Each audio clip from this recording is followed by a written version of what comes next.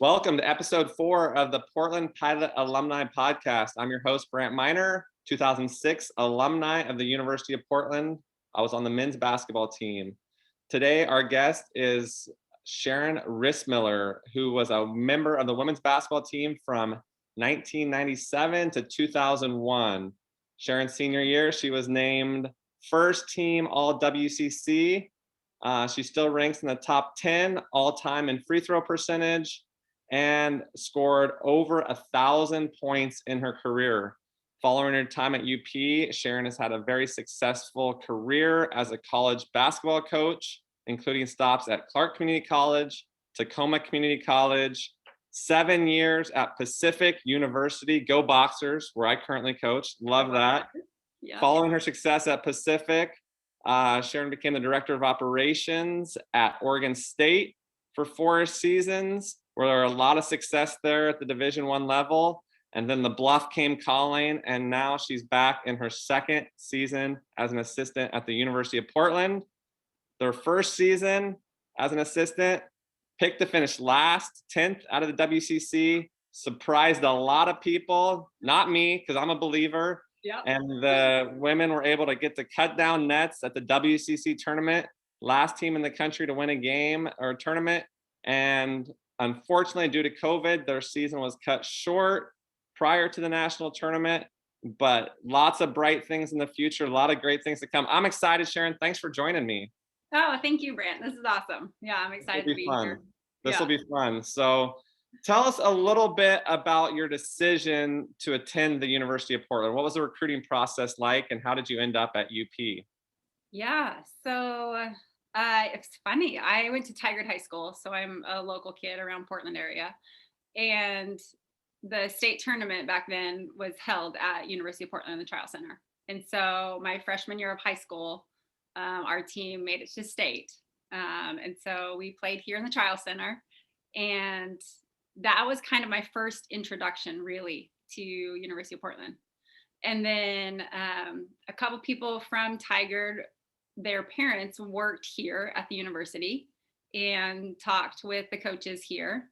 At the time, Kelly Graves, who is the head coach at University of Oregon, he was an assistant here.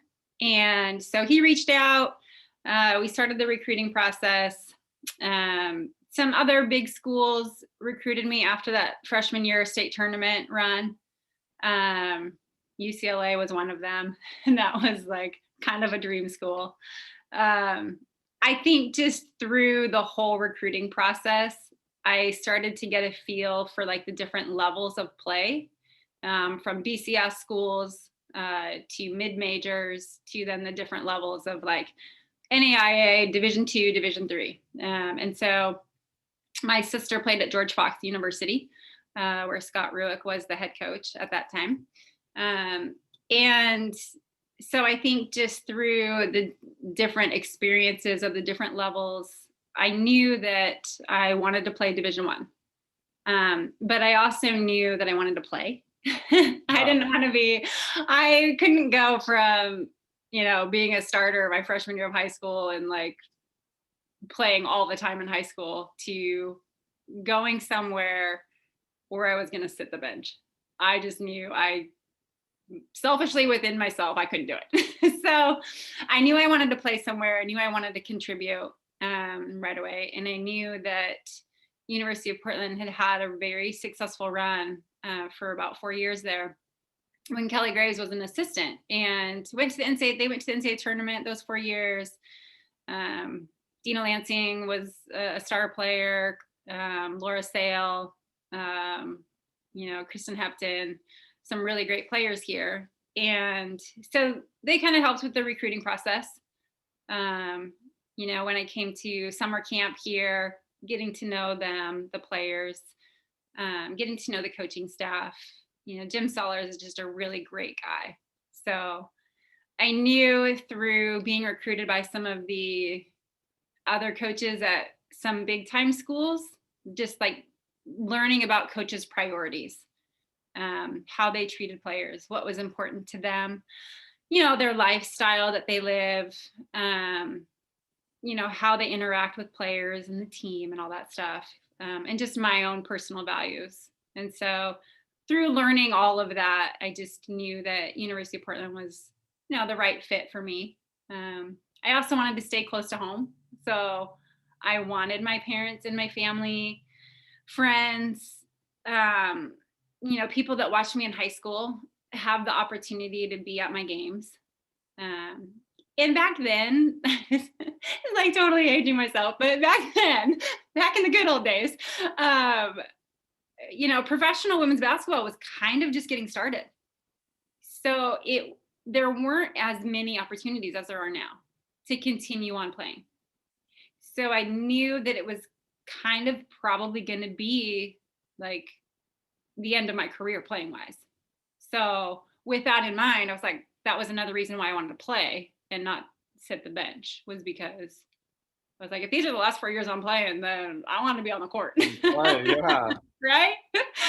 So I think just like learning more about who I am, my strengths, my weaknesses, the right size school, the values, what's important to me, all those things came into play. And so University of Portland was just like the right fit for me. That's awesome. Threw out some amazing names there of Right. coaches you've been around. Kelly Graves, obviously one of the best coaches in the country. Scott Ruick, Right. who was at George Fox, coming from a D3. Obviously at Oregon State, now having tremendous success. Jim Sollers won a lot of games for the Pilots. I think very highly of him, a great man, very good coach. And so you've been around some great ones for sure. Yeah, very blessed, very fortunate to be around such quality people and coaches and programs, and just being able to absorb as much information and how they manage people, their interactions, and like I said, priorities.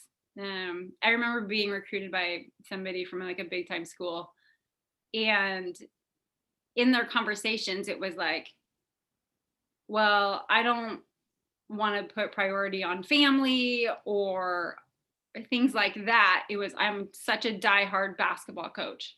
And it was like, well, okay, I love basketball too, but life, family, relationships with people are like priority number one. So if you're putting a game above relationships and people, I'm like, this isn't going to be a right fit for me. Well, I'm glad you picked Portland over UCLA.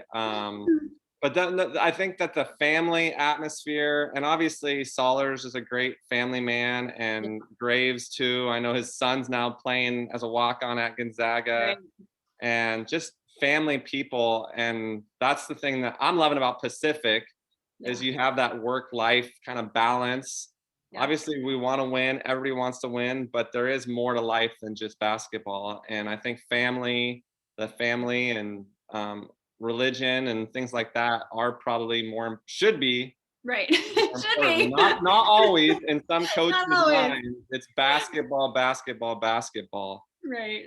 Well, let's go back to your time on the Bluff. Tell us one of your favorite playing or basketball related memories from your time on the Bluff. Two come to mind right away. My senior year, we beat Oregon State. Okay. And Scott wasn't there yet as a coach. It wasn't even LaVonda Wagner. I think it was still Judy Spolstra, potentially, maybe back then. And they were a pretty dominant, Pac-12 team those years. They had Felicia Ragland, and just Tanya Kostic, I think, was there at that time. Like, just some pretty successful players. And I remember we just had a great plan going into that game. And we kind of just played with this mentality of like, let's go dominate, let's go win. Like, why not? Why not us? And so I just remember that game specifically, taking off, beating a pretty dominant Pac-12 team back then. And then another memory is when our team went to Boston. So I love traveling. And I just think that's something that sport has allowed and provided so many opportunities. to travel, see the world, experience different parts of not only just our country, but other countries, and just like learning about other cultures and how people do life. And so one of my favorite trips was when we went to Boston. It might have been my freshman year, could have been my sophomore, kind of a blur, but it was early on. And I just remember it was around Christmas time. We had played, I think it was Boston College and Holy Cross. And just like how awesome the city of Boston was when we toured around. We went to the old Cheers bar, went there, had dinner there, which was fun. There was tons of snow. It was such a like wintry, fun, exciting trip to just see like that part of the country during the winter season. Like I would never go there during winter normally. So that was really fun. That was an awesome trip and a great experience, and just kind of eye-opening to the other side of the country at that point. That's awesome. I love that. One of them's a win and one of them's just a trip.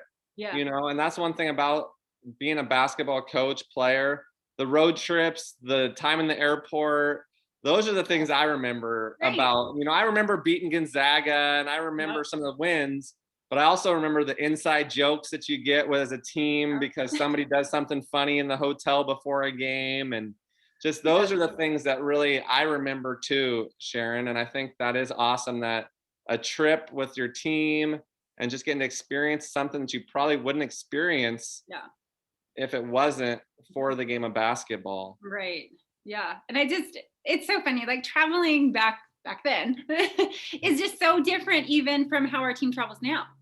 And just the differences, like I think we had 3 or 4 minivans, and we're like, you don't have really great cell phones back then.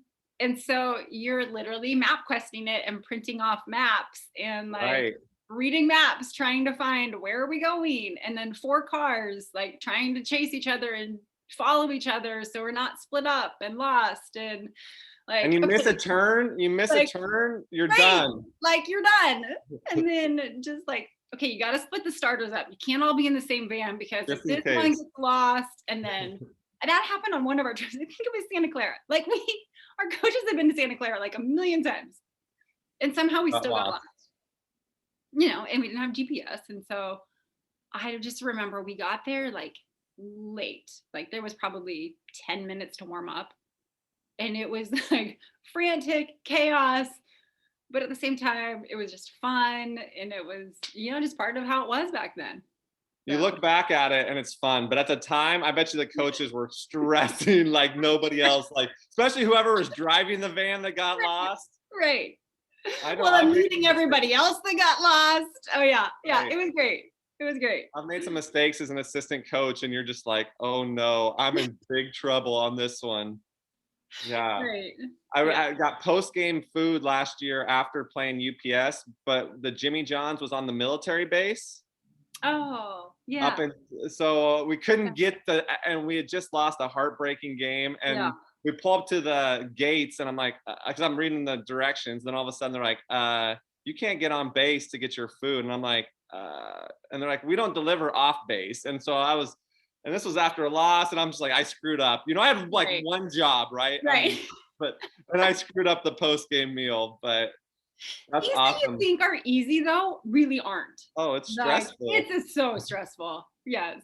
You're responsible for a lot, and it's like so many things. It goes normal most of the time, and everybody just kind of expects, there's gonna be food after the game and the nice meal before the game. It's all just gonna work out, and it's like sometimes I'm scrambling, trying to work that out. That's good that it works out most of the time normal for you. I feel like it never works out normal. No, I'm always prepared for the screw up. I'm like, this isn't gonna work. This is not gonna work. Plan on a screw up, and then if it does work, be excited about the fact that I didn't screw up. Maybe that's the strategy you should employ. Like, just screw up a lot, and then when you do something good, everybody will be surprised. It's amazing. That's funny. Tell us about a non-basketball memory, school, the Commons, the Cove. Tell us about something you remember about UP that wasn't basketball related. Yeah. So, gosh, I've been thinking so going into my senior year is when they built Tyson Haggerty, the townhomes. Yeah. And so that was kind of a little bit of a mess because the construction wasn't like going as planned. They had all these students that were supposed to be living in these brand new townhomes that, were going to be awesome and gorgeous and so fun. And, super excited to like kind of be in an apartment finally. And, that part of college experience rather than just the dorms. And they weren't completing them on time. So we had all these like students displaced. Like we didn't really have anywhere to live. So fortunately, like my parents were in Tigard. And so I ended up staying there. I think it was for the first month of school. Wow. And my best friend, Janelle Ocker. Oh yeah, I know Janelle. Carl's wife. Well, yep. Yeah. So she was a roommate and was going to be in one of the apartment houses or rooms. And so we were sharing the same place. But so she ended up kind of living with me at my parents' house. And we just kind of commuted back and forth to school for like the first month. And then we finally got to move in, which was so much brand fun. Brand new. So gorgeous. Yeah. So, but that was really fun. Just like the row housing, living there, because it was just like a little bit different experience. A lot of the athletes did end up living in a lot of the different, apartments there in the row housing, which was fun. So I just loved like that kind of part of the community of the like dorm life living. For sure. Changed and different, but it was kind of just like, okay, are we going to move in? Do we know when we're going to move in? No, not till next week. Okay, cool. Nope, not till the next week. Okay, now we're looking a month out. And so that was right now we've learned to be adaptable now during COVID, right? Even more so, because that's when you're saying next week, maybe that's kind of how it's been for us getting in the gym. Yes. It's like, oh, next week, maybe you'll be able to get, next week you'll be able to, and season will start in January or maybe February. Actually, let's push it to March. And we're still not sure if we're getting a season. So seriously, like college in that way prepared me more than I even. Right? Yeah. Right? Yeah. Never COVID was going to happen and all this. So that's awesome though. I think that's great memory. Tyson, Haggerty, those are names, and row housing, and Carl Ocker, and bringing up Carl and Janelle, great people, one of my favorite teammates, and just a great couple they are. Yeah, I think another one of my favorite memories kind of off the basketball side was I also roomed my freshman and sophomore year with KT Emerson, who's KT Lamb. She was a volleyball player.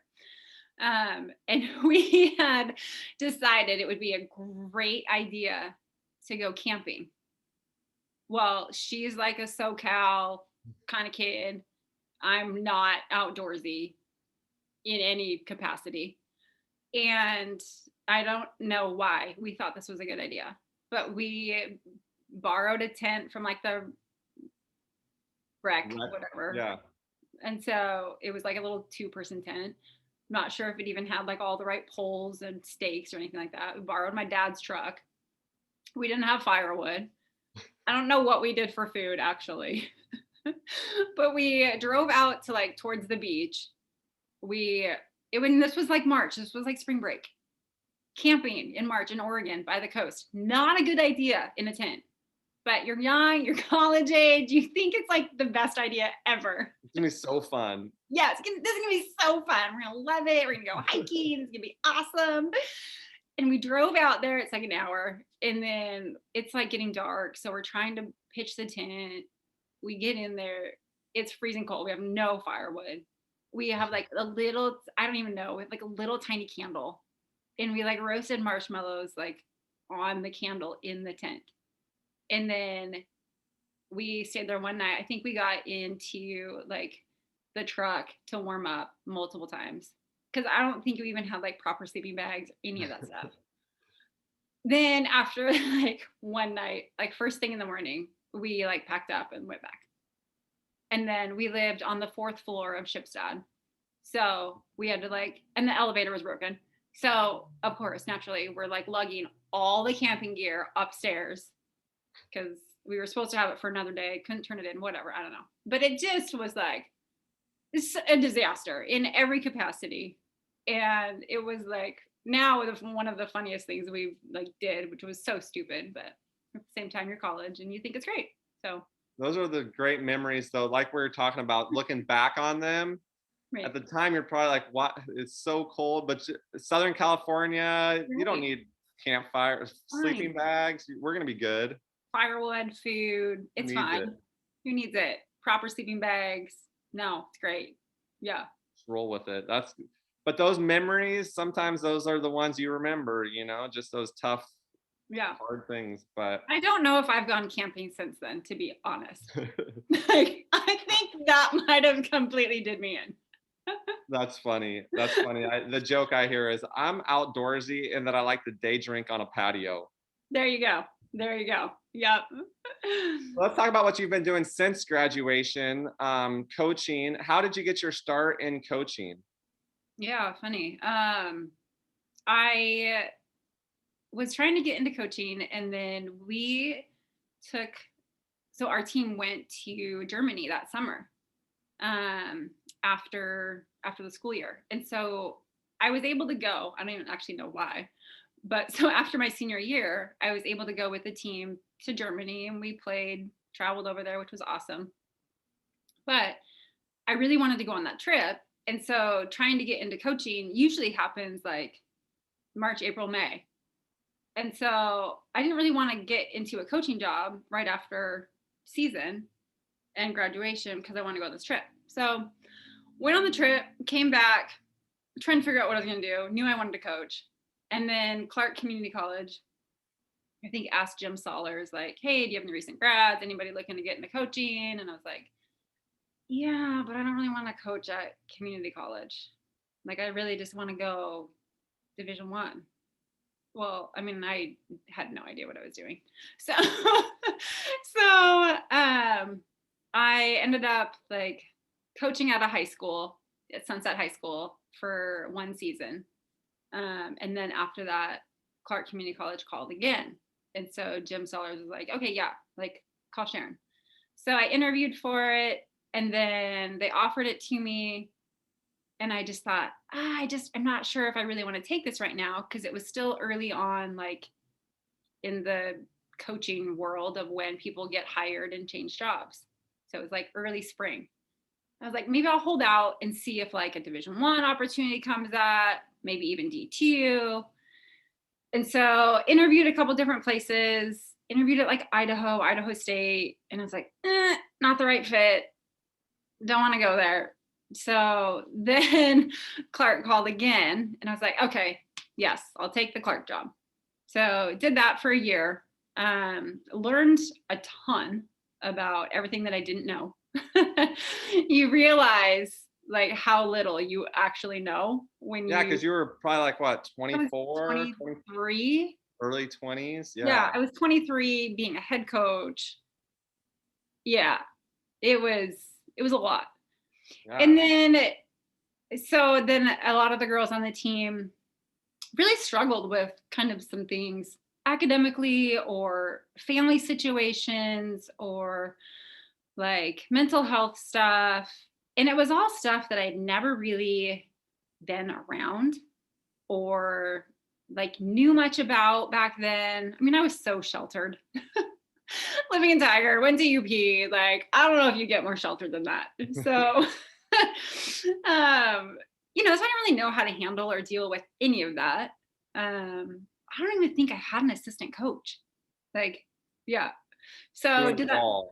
Just, yeah. And so I got started there. It was fine. And then took a job at Tacoma Community College because Clark Community College was just a part-time gig.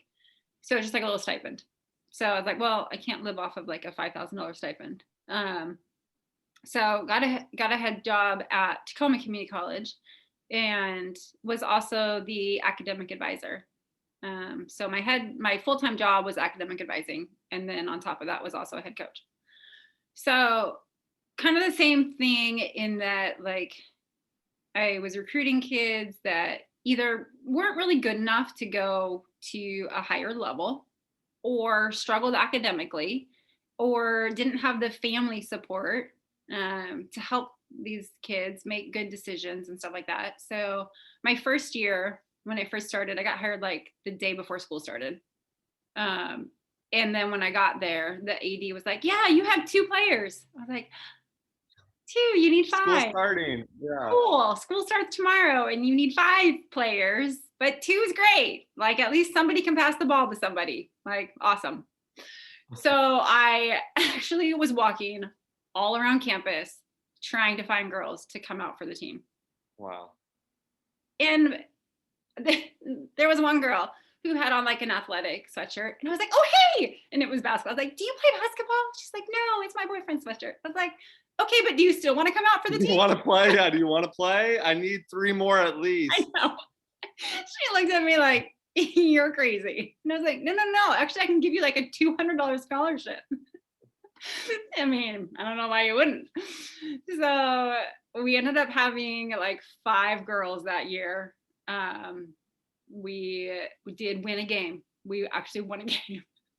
Could have been worse. Could have been 0-20. Yes, it could have been worse. So one game we ended the game with 4 because somebody fouled out. So you only had 5. Yeah, it was fine. We started with 5. We ended the game with 4. It all worked out. Wow. Didn't really change the outcome of the game for us on that one, so didn't matter. But you did get a win that year. But we got a win that year, which felt like, honestly, that win felt like probably one of the best victories I've ever experienced. Yeah. One of the girls had never played a sport in her life. And she's a college athlete now. She was a college athlete. And like grew up in a really bad situation.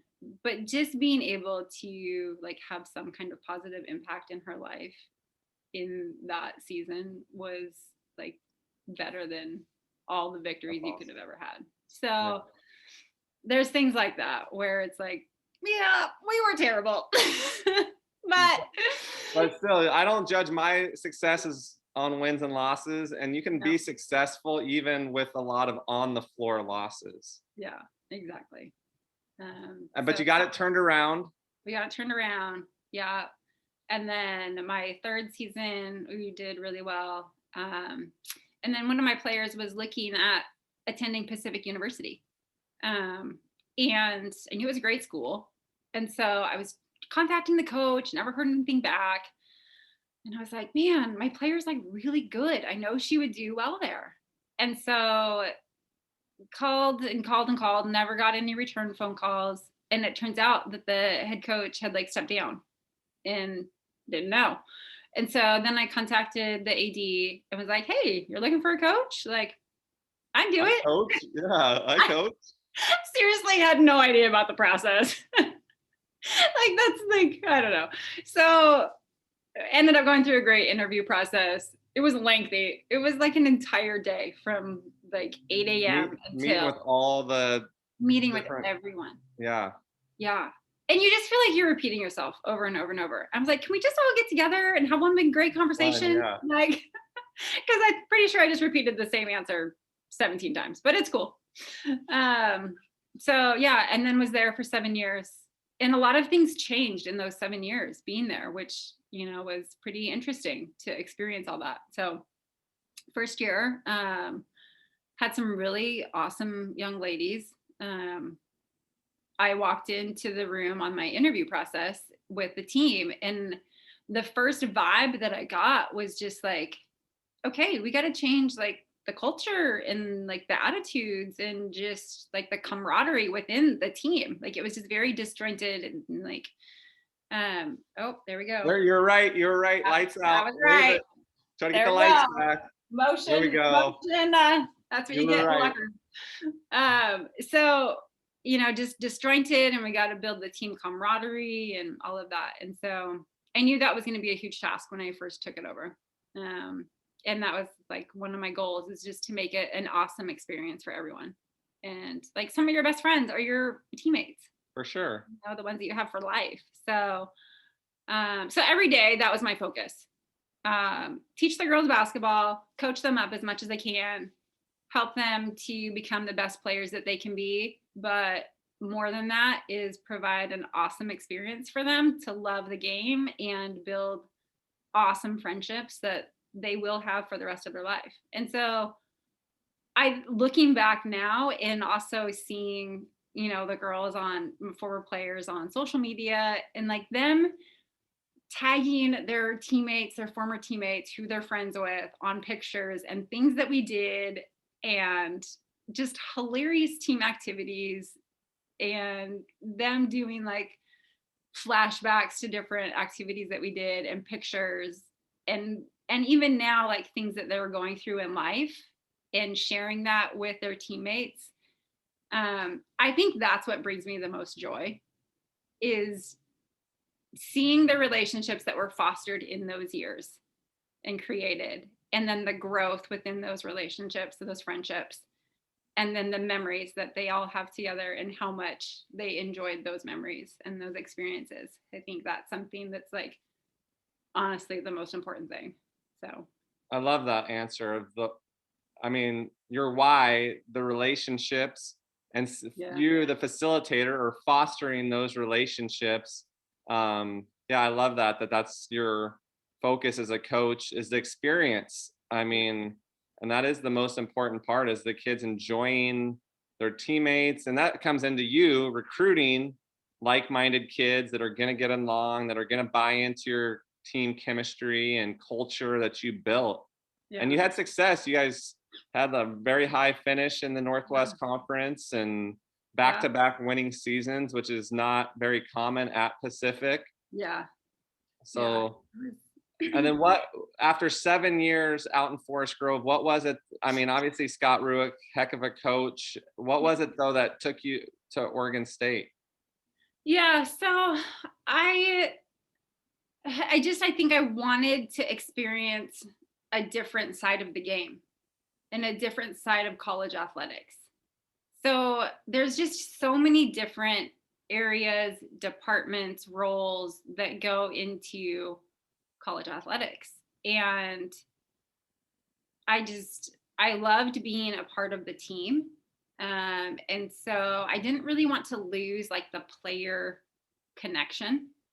And I loved being like at the games and involved, but at the same time, I wanted to learn more of the behind the scenes, the administration side of college athletics. I envisioned like going into more of like an assistant athletic director type role eventually at some point, and maybe still do. But after those 7 years at Pacific, I just thought maybe it's time to take a career change a little bit, and learn a different side of things, just to evolve as a person and within the athletic industry. So it was a really great experience. I learned so much. And I would say, like, generally my role was to just take care of everything, fix everything, and make everything perfect. Like, it was an enormous, it was enormous, the amount of just different things that I did every single day. Like, I remember, there's a million stories, but it was fun. So cut down a lot of nets, which was great. That's always exciting. Right. The players were my favorite. Like, the young ladies in that program are fantastic. And so that was just a lot of fun to be a part of that, and those relationships. So yeah, it was great. And then Coach Meek got the job at University of Portland, obviously from George Fox. So I'm sure you coached against him. And then it seems like a no-brainer for me since you're a Tiger girl, but what was it that took you back, or what made that decision to go back to Portland? So I'd always heard just how amazing Coach Meek was from literally every single person. I have never heard one bad thing about this man. And after working with him for 2 years, it's all true. Like, it's incredible. I've never enjoyed working with someone so much. And he's a really great coach. Right. So it was a little bit of a leap of faith, because I knew my role at Oregon State. I knew what I was going to do. It wasn't like challenging anymore. And I knew being an assistant coach would be a different opportunity for me, but I knew I'd be learning from somebody like super amazing. So, and I knew University of Portland, that was comfortable. But at the same time, it was going to be a challenge because the program hadn't really, had success in a while. And so it was exciting to be a part of like wanting to make the program good again, and the challenge of that. And so for me, it was more about, okay, I'm going to get the opportunity to work with a really great coach who's a really great person, and have the opportunity to rebuild a program that was such an important part of like my life. So, just so many pluses. There's really wasn't any minuses. I don't know why I wouldn't have taken the opportunity. So, and it's been fun to just like reconnect with people that have been a part of the program in the past. And, when I was coaching, I didn't really follow along much or stay connected because I had my own program. I was all invested in Pacific, and then I was all invested in Oregon State.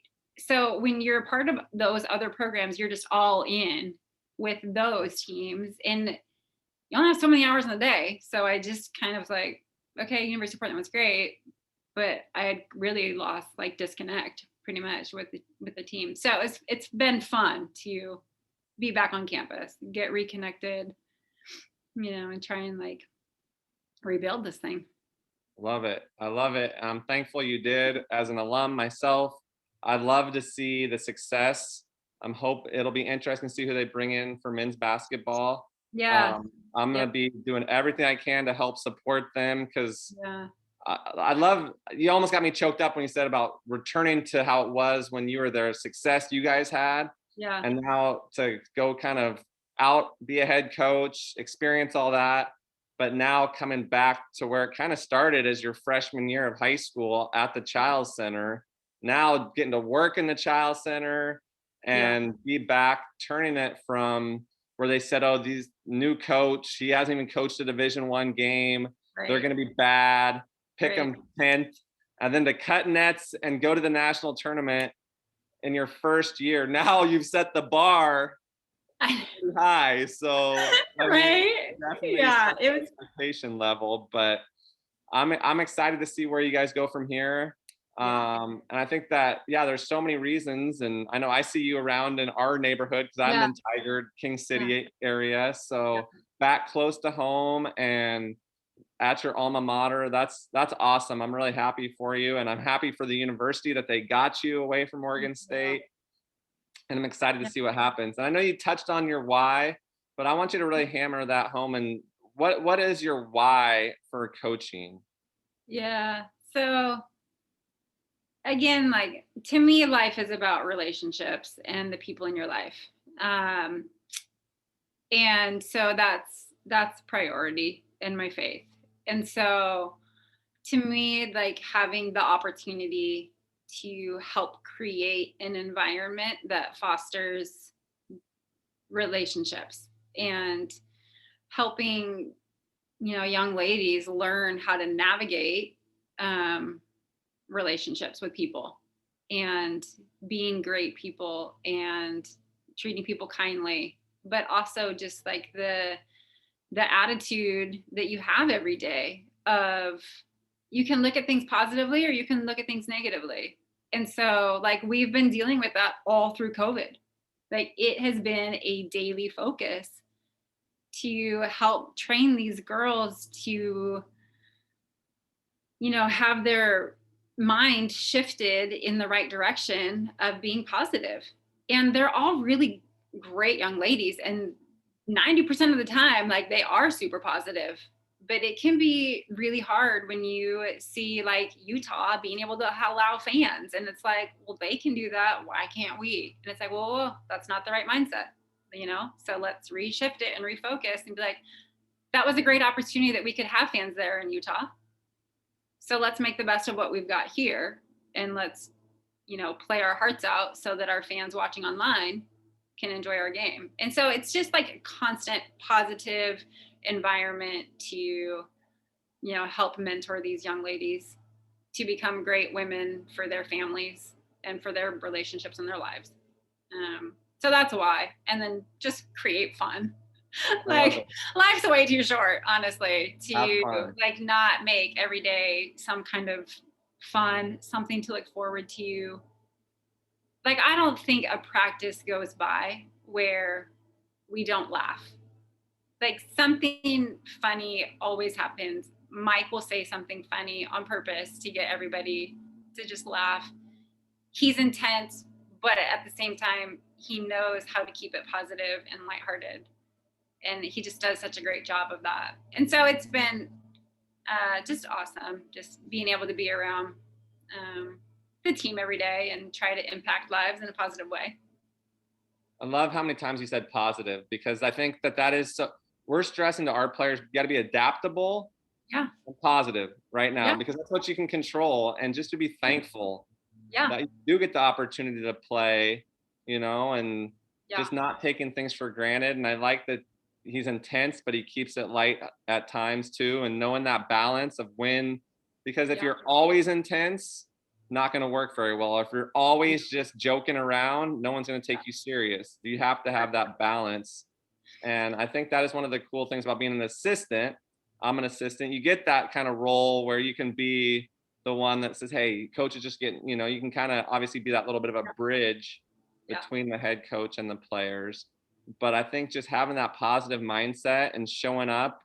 And I know I feed off the energy of our head coach and assistant. And sometimes you're not having a great day, but you get in the gym and you got to bring it. And sometimes it's faking it almost until you really feel it, because being around those kids, they don't care what's going on. They need you to be that role model of positivity and good energy and spirit and all those things. Yeah, for sure. 100%.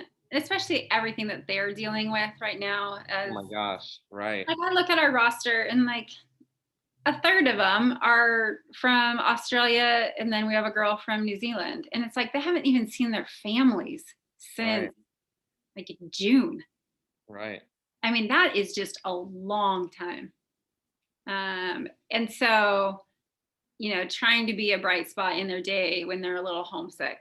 And like navigating classes online, and like the lack of like human interaction is so bizarre right now with this. It's wild. It is right? Wild. It's like we have been around each other as a team every single day.